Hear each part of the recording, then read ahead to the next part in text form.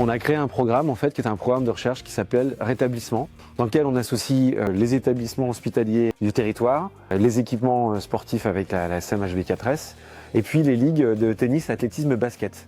Et dans ce cadre de ce projet expérimental, l'idée c'était d'accompagner les patients qui sont accueillis dans nos structures, qui font un programme d'éducation thérapeutique autour de l'activité physique adaptée, vers les lieux de sport en fait, et de les aider à pousser la porte d'un équipement sportif. Ce partenariat nous a notamment permis d'être habilités depuis le mois d'avril dernier, habilités Maison Sport Santé sur l'ensemble du territoire. Et ça, c'est grâce justement à cette dynamique partenariale et à cette mutualisation des ressources et notamment des compétences hospitalières que le GHT a pu nous apporter à travers différents programmes, comme le programme Rétablissement entre autres. C'est un partenariat qui est vraiment en lien avec les différents établissements de santé du territoire. Et du coup, il y avait vraiment un intérêt pour le développement de l'activité de Boost Center d'avoir des partenariats avec des organismes du monde de la santé, mais aussi du monde du médico-social et du sport. Ils vont avec nos enseignants en activité physique adaptée dans les équipements sportifs du Boost Center.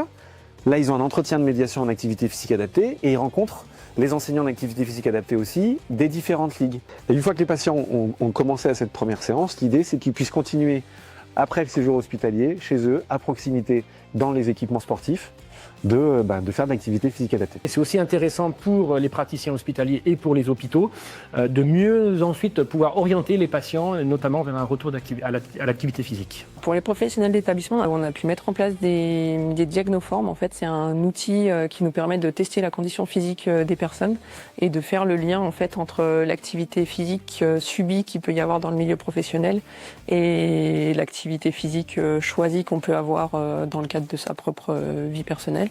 De faire le lien un petit peu entre conditions physiques et contraintes de travail et comment être en bonne santé au travail. On a aussi une salle de musculation qui a ouverte en septembre cette année avec de l'accès libre. Au niveau du ministère des Sports et de la Santé, il existe aujourd'hui 2 stratégies sur le sport santé. Une stratégie qui vise les patients et dans laquelle on s'inscrit avec le projet Rétablissement. Et puis il y a aussi une stratégie sport santé à l'attention des professionnels autour de la mobilisation et de la remédiation à l'effort ou au sport en fait, ce qui est utile pour lutter contre les troubles musculo-squelettiques, les risques psychosociaux, etc.